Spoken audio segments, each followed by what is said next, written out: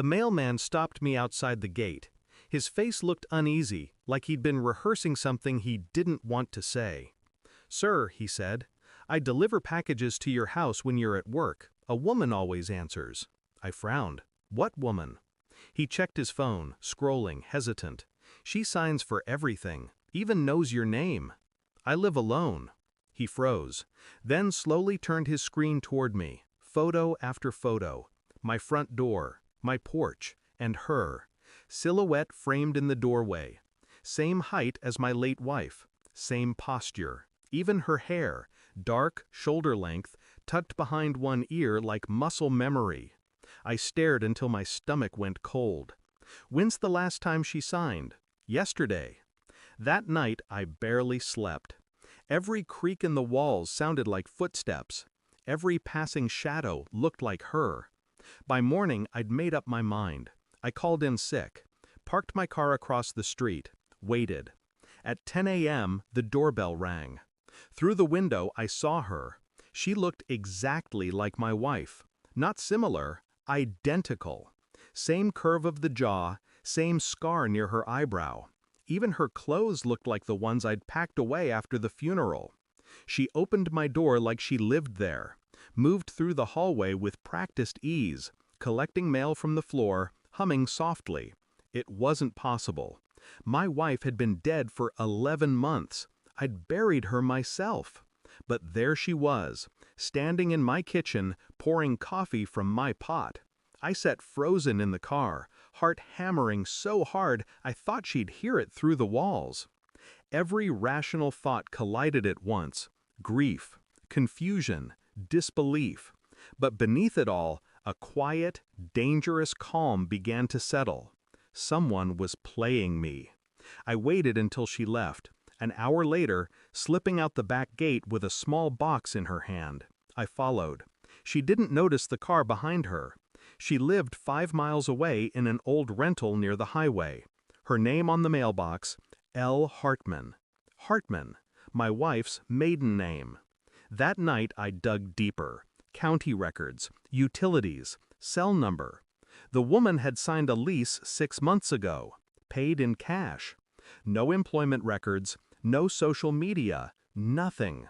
A ghost with my wife's face. I started collecting evidence. Every day she came to my house between 10 and 11, accepted packages, left with something small each time, a trinket, a photo, a document. Inside, my home was changing, slightly. A drawer rearranged, a framed picture moved half an inch. Someone was trying to rebuild a memory, piece by piece. I didn't call the police. I wanted to know why. Who sent her? What she wanted. The mailman kept delivering packages addressed to me, from unknown senders. I opened one. Inside, a small silver key and a note.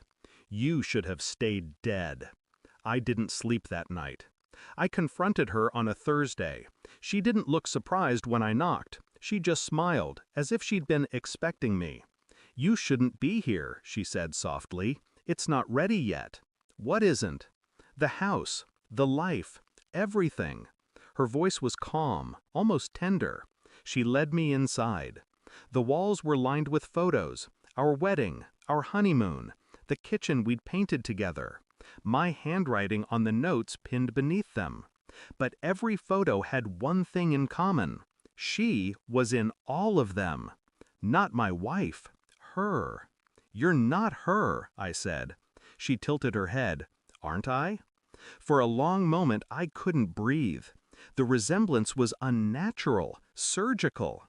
I could see it now, the subtle wrongness, the stiffness in her smile, the faint scar under her chin. "You had surgery." She nodded once. "He paid for it." "Who?" "Your brother." The name hit like a blade. He'd vanished after the funeral, took her life insurance, and disappeared. Now I knew where the money went. I didn't yell. I didn't threaten. I simply asked, "Where is he?" She hesitated. Her eyes flicked toward the garage door. I opened it. He was there. Thin, pale, sitting in the dark like something half-finished. Tubes ran from his arm to a machine humming low. When he saw me, he tried to stand. "Don't," I said. He sank back down. "It wasn't supposed to go this far," he whispered. She wanted to help. You couldn't handle losing her. You thought you'd rebuild her?" He nodded. "I brought her back. For you." I stared at him. "You did this for yourself." The machine clicked softly beside him. I reached out and pulled the plug. Not out of rage, out of mercy. He slumped forward. She screamed. I walked out. It's been 3 weeks. The police called it a gas leak. Accidental. They never asked why every photo in that house was burned beyond recognition. My house is quiet again. No packages, no footsteps, just silence.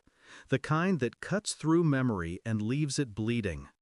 Sometimes I see movement through the window, a shadow that looks familiar, a reflection that lingers too long. Maybe it's her. Maybe it's guilt. Doesn't matter. I keep the key from that package on my nightstand. Cold metal, smooth edges. A reminder that grief isn't a wound, it's a door. And I finally learned how to lock it. Thanks for watching. Don't forget to like, share, and comment. Subscribe now to Cheating Stories Insight World for more amazing stories.